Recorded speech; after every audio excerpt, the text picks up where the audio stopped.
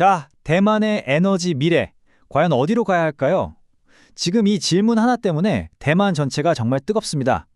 낡은 원자로를 다시 돌려야 하냐? 아니면 아예 새로운 기술로 가야 하냐? 그리고 그 뒤에 남는 골치 아픈 문제, 핵폐기물은 또 어떡하고요?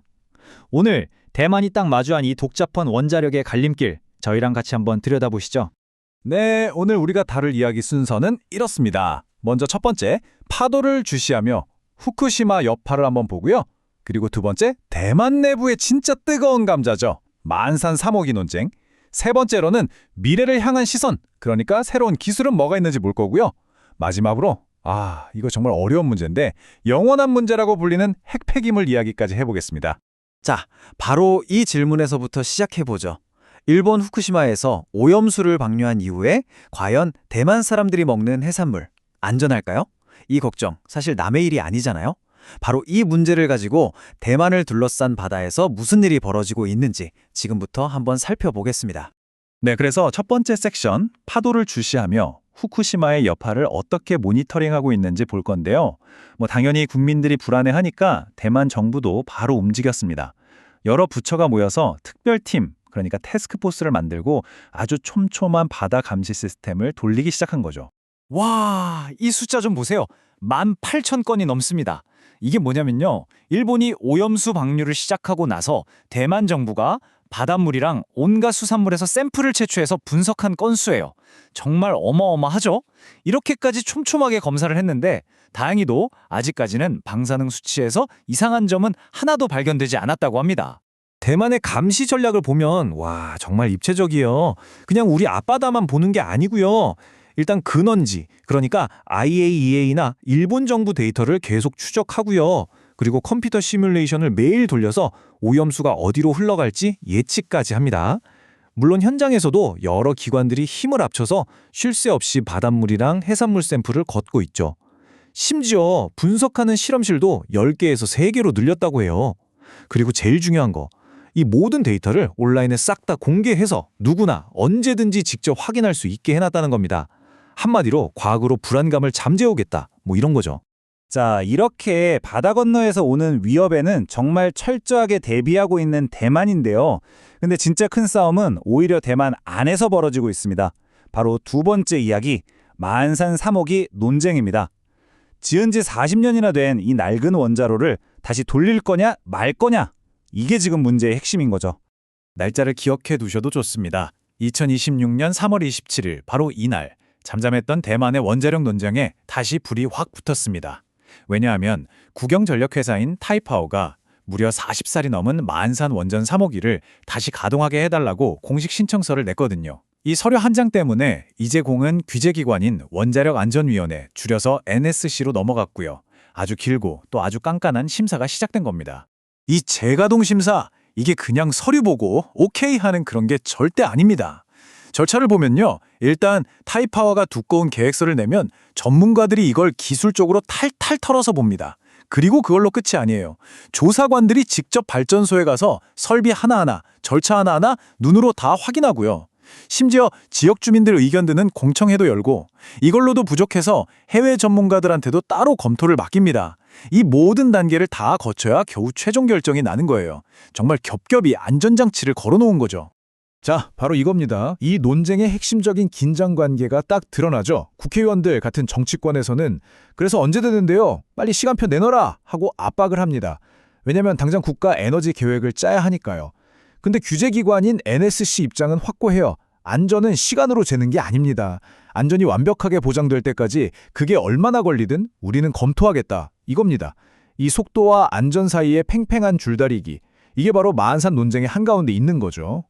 그럼 이 엄청난 결정을 내리는 사람들은 대체 누구일까요? 당연히 NSC 내부 기술진들이 있고요. 근데 그걸로는 부족하죠. 그래서 외부에서 전문가들을 모으는데 면면을 보면 원자력공학, 기계공학, 토목, 전기, 심지어 발전소를 직접 돌려본 운용 전문가까지 말 그대로 각 분야의 드림팀을 꾸리는 거예요. 원전이라는 게 워낙 복잡한 시스템이니까 이렇게 해야 작은 빈틈 하나라도 놓치지 않을 수 있다는 거죠.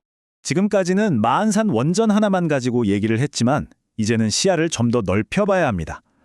대만의 원자력, 미래에는 어떤 모습일까요? 자, 세 번째 섹션, 미래를 향한 시선입니다. 여기서는 새로운 기술은 뭐가 있고 또 어떤 새로운 위협이 있는지 한번 짚어보겠습니다. 대만의 에너지 정책을 얘기할 때 절대 빼놓을 수 없는 변수가 있습니다. 바로 바다 건너 중국이죠. 지금 이 지도를 보면 중국 해안선을 따라서 이미 운용 중인 원전이 거의 60기고요. 지금 짓고 있는 곳만 35기나 됩니다.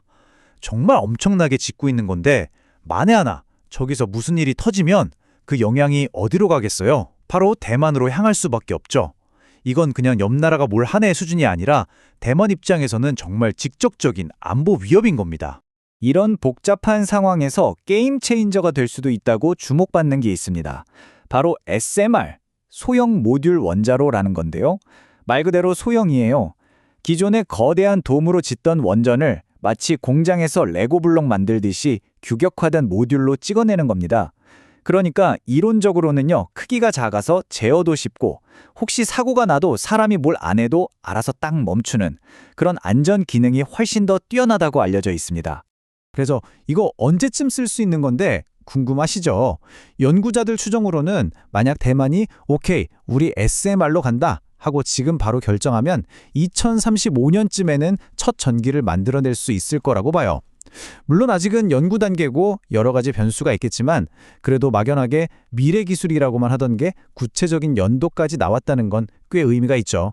그런데 말이죠. 아무리 좋은 차세대 기술이 있어도 그걸 개발하고 운영하고 관리할 사람이 없으면 다 무슨 소용이겠어요? 지금 대만 원자력계의 가장 큰 골칫거리가 바로 이 인력 문제입니다. 한 관계자가 이런 말을 했는데요. 그 절박함이 그대로 느껴집니다. 우리는 지금 인재 공백 상태에 있습니다. 어떻게든 더 많은 학생들을 원자력 공학 쪽으로 끌어와야 합니다. 자, 지금까지 원전을 다시 쓰냐, 새로 짓냐 이런 얘기를 했는데요. 이 모든 논의의 가장 밑바닥에는 정말 가장 어렵고 어쩌면 영원히 해결 못할지도 모르는 숙제가 하나 있습니다. 바로 핵폐기물입니다. 마지막 네 번째 섹션, 이 영원한 문제에 대해 이야기해 보겠습니다. 핵심은 아주 간단합니다. 대만이 원자력 발전으로 전기를 쓴 지가 벌써 수십 년이에요. 그런데 그 수십 년 동안 쓴 전기의 대가로 나오니 위험천만한 핵폐기물. 이걸 어디에 영원히 묻어야 할지 아직 단 한 군데도 장소를 정하지 못했다는 겁니다. 말 그대로 쓰기만 하고 버릴 곳은 못 정한 상태인 거죠. 이제 정말 발등에 불이 떨어진 겁니다. 이게 얼마나 오래 걸리는 문제냐면요. 핀란드 사례를 보면 정말 입이 떡 벌어집니다. 핀란드가 좋아, 우리 연구처분장 부지 한번 찾아보자 하고 연구를 시작한 게 1983년이에요. 근데 부지를 정하는 데에만 17년이 걸렸습니다. 그리고 2004년에 드디어 첫 삽을 떴는데 문을 열기까지 또 20년이 넘게 걸린 거예요. 다 합치면 40년이 넘는 시간입니다. 한 세대가 통째로 이 일에 매달린 거죠. 40년, 정말 상상이 가시나요? 시간만 이렇게 드는 게 아닙니다. 돈은요, 더 어마어마합니다. 핀란드가 이 처분장을 짓고 운영하고 나중에 수명이 다해서 완전히 밀봉하는 데까지 드는 총 비용이 무려 40억 유로. 우리 돈으로 환산하면 거의 6조 원에 달합니다. 6조 원. 이건 그냥 건물 하나 짓는 돈이 아니라 앞으로 수만 년 동안 안전을 책임지겠다는 미래 세대를 향한 엄청난 경제적인 약속인 거죠. 결국 이겁니다. 대만이, 그리고 어쩌면 우리 모두가 이 세 가지 어려운 문제 사이에 끼어 있는 거죠. 당장 안정적인 에너지가 필요한 에너지 안보, 혹시 모를 사고를 막아야 하는 공공안전, 그리고 미래 세대에게 떠넘길 수 없는 핵 폐기물 문제, 이 셋 중 어느 하나도 쉽게 포기할 수가 없습니다. 정말 정답이 없는 이 질문들 앞에서 여러분이라면 어떤 결정을 내리시겠습니까?